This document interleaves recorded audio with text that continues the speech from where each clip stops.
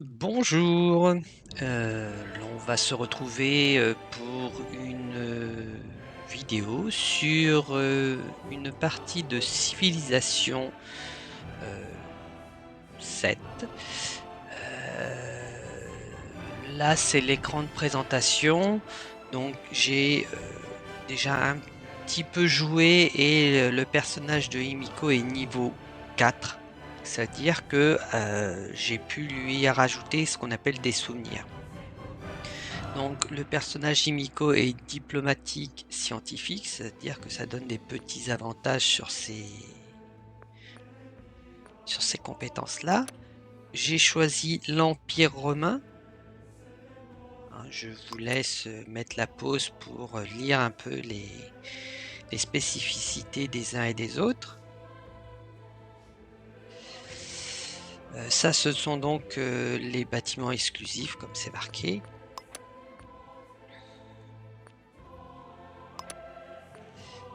Là, donc les traditions, ce sont en fin de compte des doctrines sociales. Euh, on verra ça ultérieurement en jeu. Et donc voilà les souvenirs que j'ai rajoutés à mon personnage de Himiko. Et donc on lance la partie.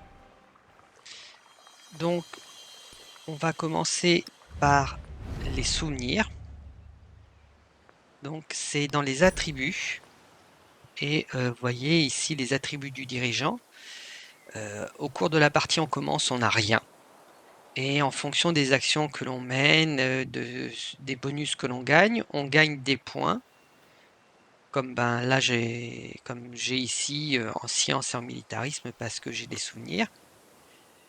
Et on récupère, grâce à ces points, on peut choisir dans un arbre de technologie, de compétences, ce que l'on débloque.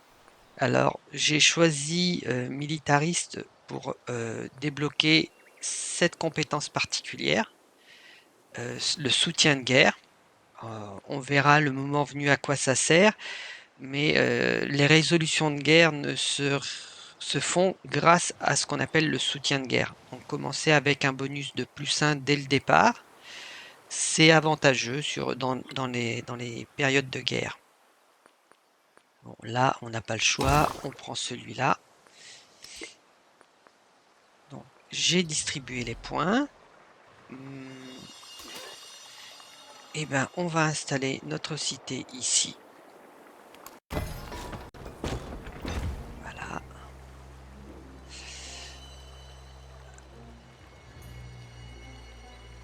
Alors, on dézoome un petit peu pour voir.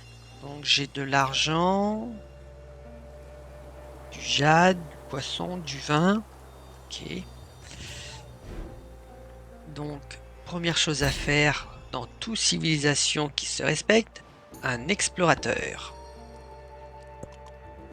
Voilà. Donc, voyons voir ce que monsieur va faire. On va partir par là. D'accord, du désert au nord. Donc maintenant, je vais construire un guerrier pour la défense. Alors,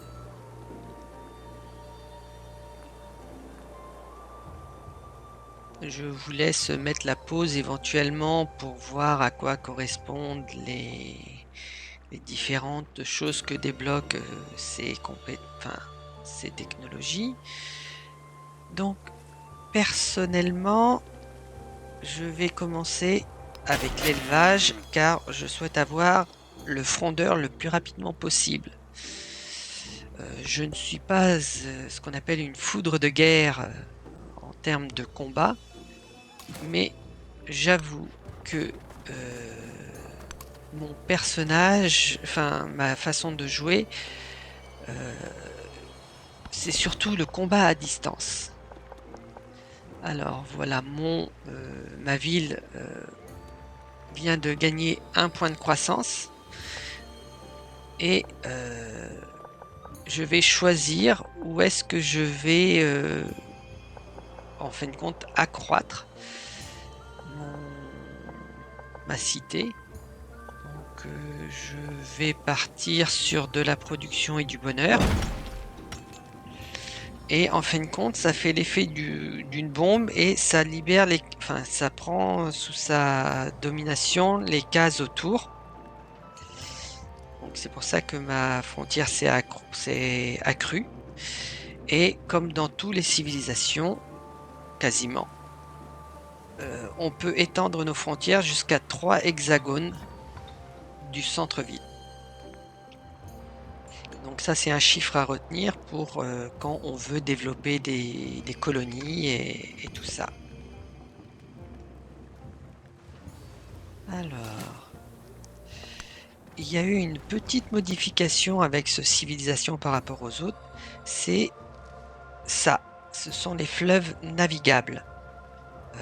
Jusqu'à présent, dans les civilisations, les fleuves n'étaient juste qu'une gêne dans le terrain. Et là, ils ont donc fait des petites rivières, des fleuves qui sont des gênes dans le terrain, et ce qu'on appelle les fleuves navigables, que nos unités peuvent remonter et que nos unités maritimes, entre autres les bateaux, peuvent traverser.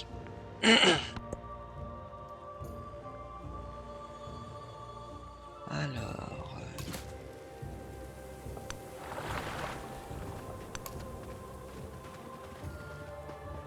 donc je pense que vu la configuration du terrain, je dois me trouver dans le sud du continent. C'est-à-dire que la neige doit se trouver vers là, dans le sud. Comme vous pouvez le constater, on a toujours ces fameuses catastrophes naturelles. Voyons voir. On va aller par là. Ok. L'oiseau en cage observe le papillon avec envie. Petit haïku. Qu'est-ce qu'il me faudrait?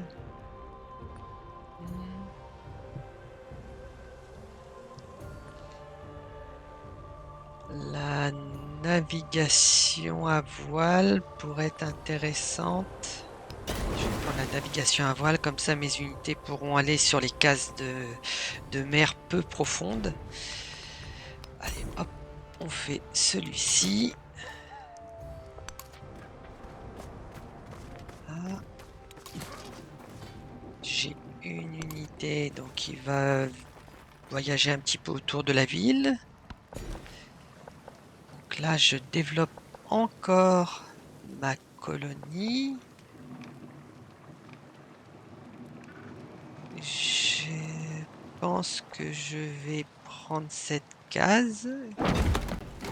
Voilà.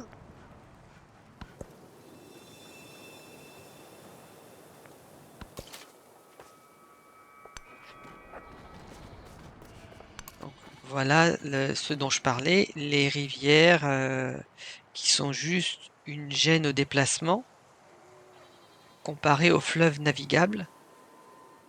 Là-dessus, nos unités ne s'embarquent pas et nos unités maritimes ne peuvent pas naviguer dessus, alors que ici, elles peuvent. Donc, j'ai mon fantassin. Ok.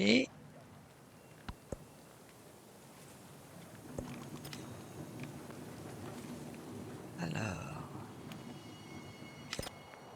donc, les dogmes.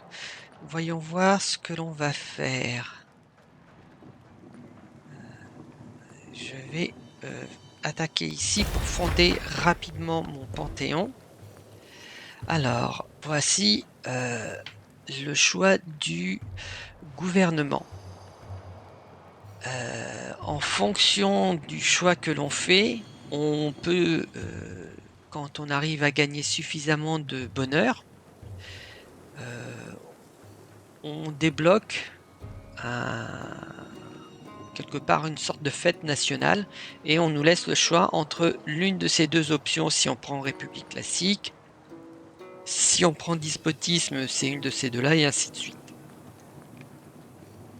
Comme j'ai déjà un petit bonus de science, je pense que je vais partir sur la culture.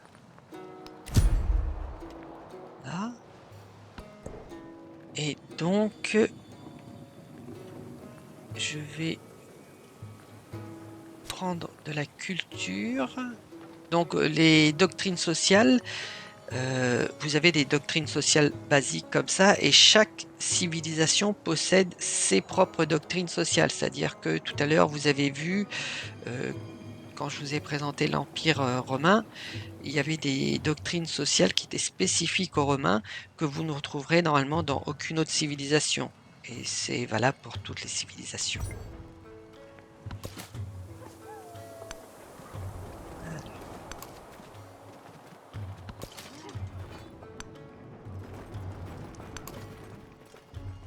Ah ouais, donc c'est bien ce que je pensais, on est au sud du continent. Et vu que nous avons de la mer de ce côté-là, je pense qu'on se trouve à l'ouest. Donc nous sommes dans le sud-ouest. Alors.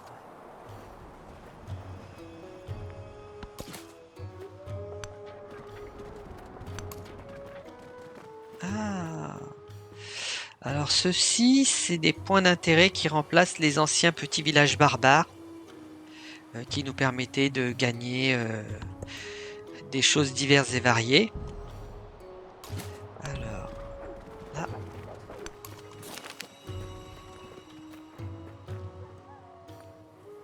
Eh ben, je vais prendre la culture. Donc, c'est ici, quand je vous parlais de gagner du bonheur, c'est ici. On voit, ça s'emmagasine, et donc dans 20 tours, j'aurais gagné assez de bonheur pour déclencher donc une célébration, et je choisirai l'une de ces deux-là. Donc, comme d'habitude, hein, vous avez tout un tas de menus qui s'ouvrent. Là, les fameux menus pour gérer ces cités, ces unités et tout ça. Là, vous voyez que j'ai une ville sur 3 possibles.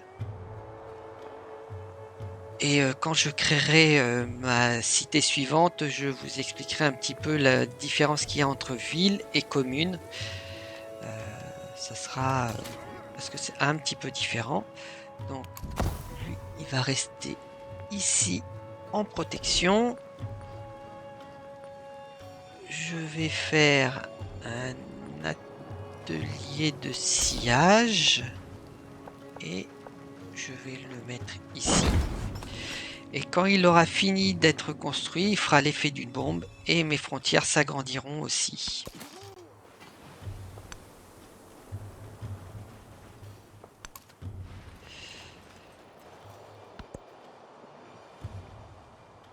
Voilà.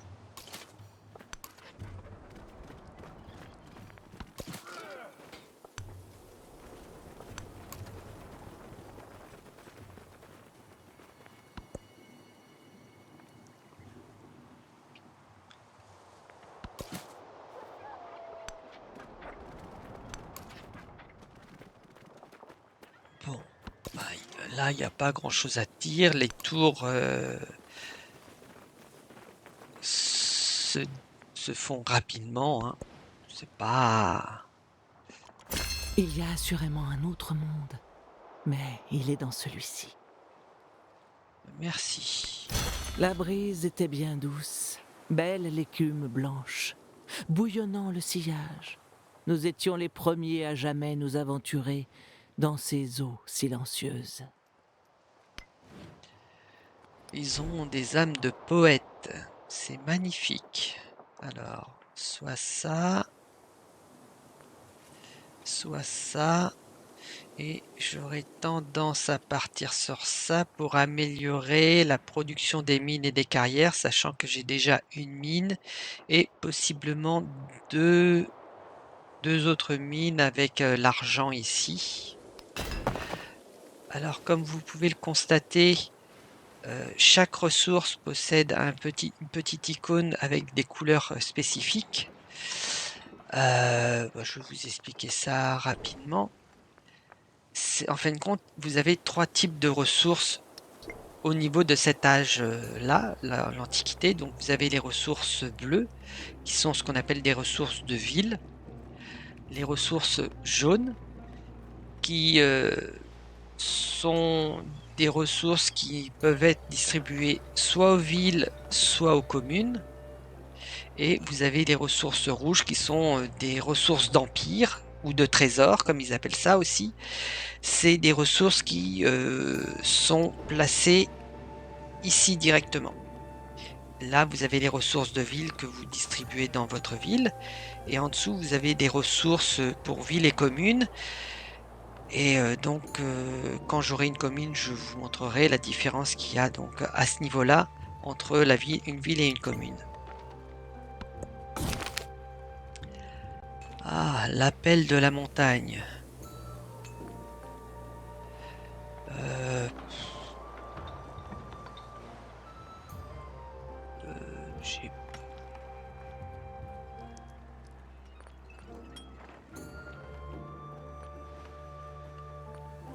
Franchement, là, je sais pas, j'ai pas l'air d'avoir beaucoup de montagnes à côté de moi, à part ça et ça. On peut toujours essayer de faire... Voilà, on peut toujours essayer ça. En mettant une colonie dans le coin, ça devrait pouvoir passer. Donc voilà, c'est ce que je vous expliquais. Donc tout ça, c'est des traditions qui est commune à toutes les civilisations. Et chaque civilisation a ses propres traditions. Donc ça, c'est les traditions propres aux Romains. Donc là, ce que je vais faire discipline pour obtenir un commandant gratuit.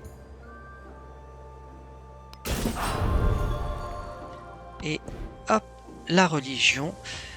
Ah, ça j'aime bien, mais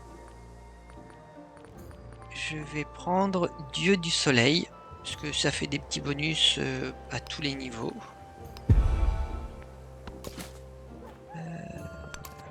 Hop, voilà. Maintenant, je vais partir dans cette direction.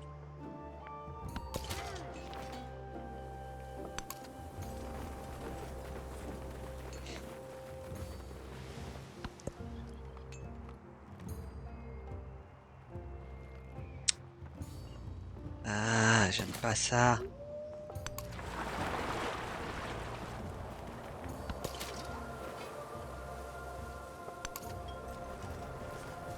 Ok.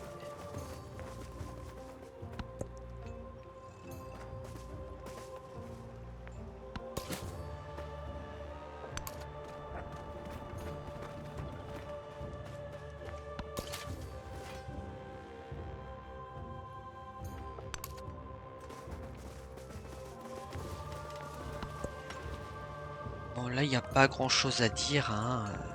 Le temps passe doucement. Et pour l'instant, voilà, je pense que je vais le mettre en stationnement ici. Alors,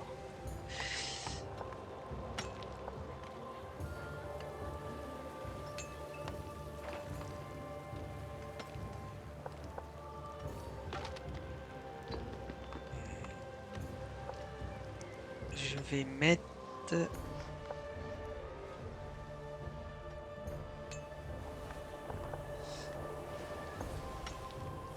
Je vais le mettre ici, je pense. Je vais plutôt agrandir ici.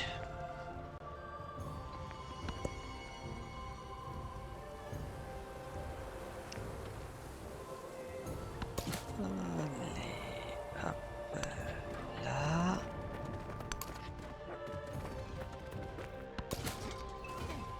Et lui, il va faire dodo.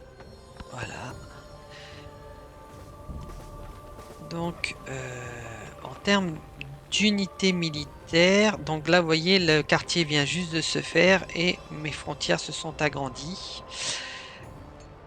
Donc voilà, je disais au niveau des unités militaires, là vous voyez qu'il y a un petit galon qui montre que l'unité est de niveau 1 et donc les unités gagnent de l'expérience au fil des combats et avec de l'argent on peut upgrader aussi les unités en fonction des technologies débloquées. Donc pour l'instant, c'est des unités de base et au fur et à mesure qu'on les upgrade, elles gagnent des galons. Donc là, vous en avez un, après vous en aurez 2, 3 et ainsi de suite. Alors, je vais faire un hôtel parce que faire une merveille du monde pour l'instant, ça me coûterait trop cher. Un hôtel, où est-ce qu'il rapporterait le plus? Eh ben, ici. Voilà.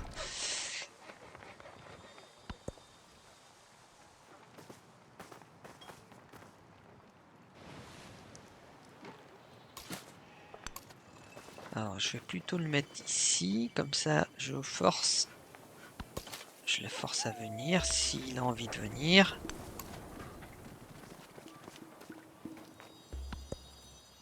Donc ça, ces barbares, entre guillemets, sont l'équivalent des cités-états dans le Civilisation 6, par exemple.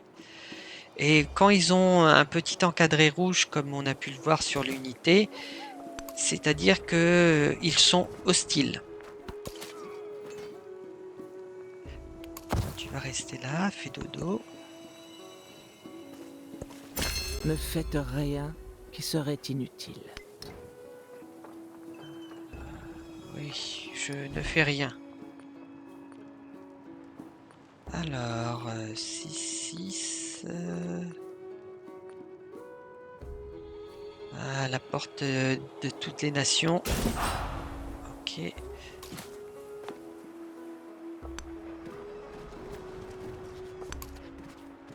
Ah, elle est là, la cité. Ok, ok, ok, ok. Alors, il va falloir que je me débrouille. Alors, donc voilà, j'ai un chef d'armée. On appelle un légat. Je vais le faire dans... Donc, eux, ils peuvent gagner de l'expérience et grâce à cette expérience, on peut débloquer, entre guillemets, un arbre de technologie. C'est en gros des bonus que l'on peut récupérer, enfin qu'on peut débloquer grâce à ces points pour améliorer le commandant. Fais dodo.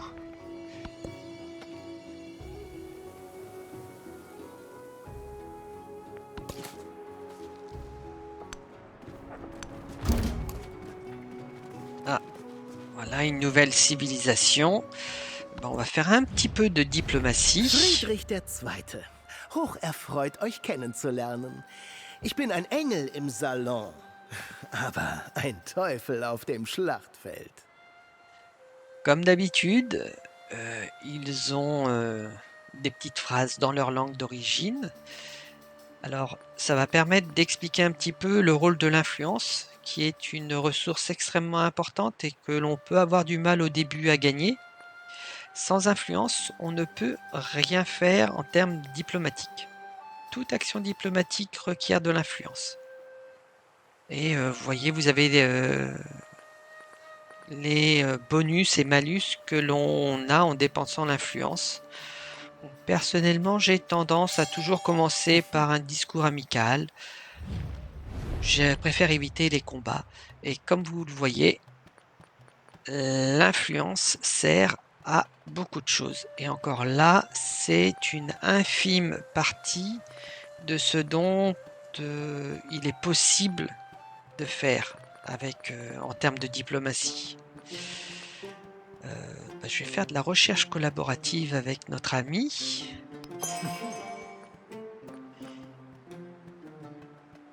Et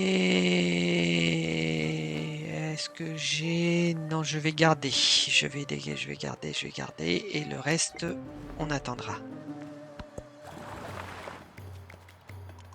Il fut le premier à ériger une muraille de 10 lieues de long pour séparer les barbares des Romains. Ça tombe bien, je suis romain. Alors, hop, là, on va faire...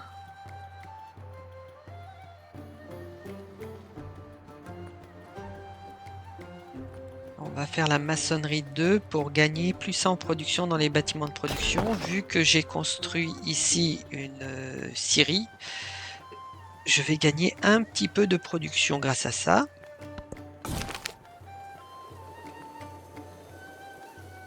Alors, je préfère, comme j'ai déjà dit, récupérer plutôt de la culture que du bonheur pour l'instant.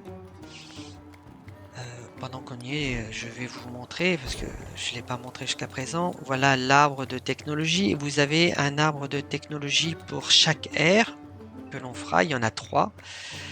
Et comme vous pouvez voir, il y a des technologies dites traditionnelles, voilà.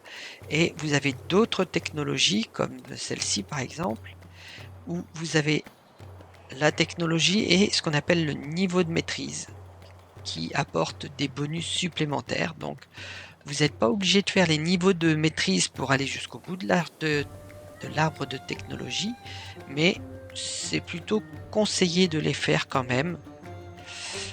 Et vous avez aussi l'arbre de technologie des dogmes.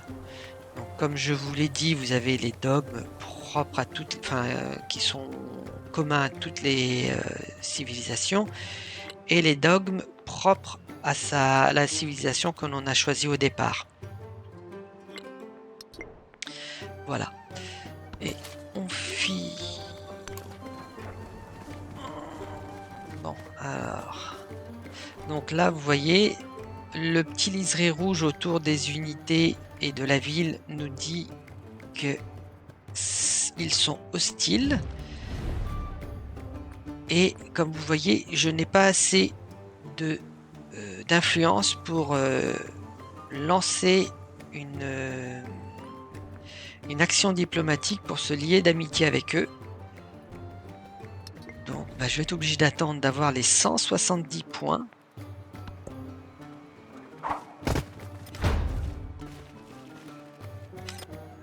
Comme ils sont hostiles, ils m'attaquent.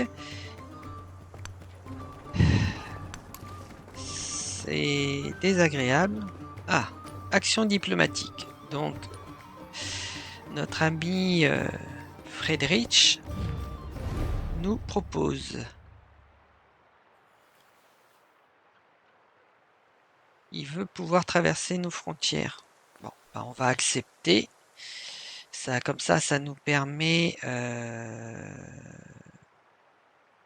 de gagner un peu d'argent. Et ça ne me coûte pas d'influence, ce qui me dérangerait. Et puis, on va s'arrêter là pour cet épisode. Et je vous dis donc au revoir et bonne fin de journée.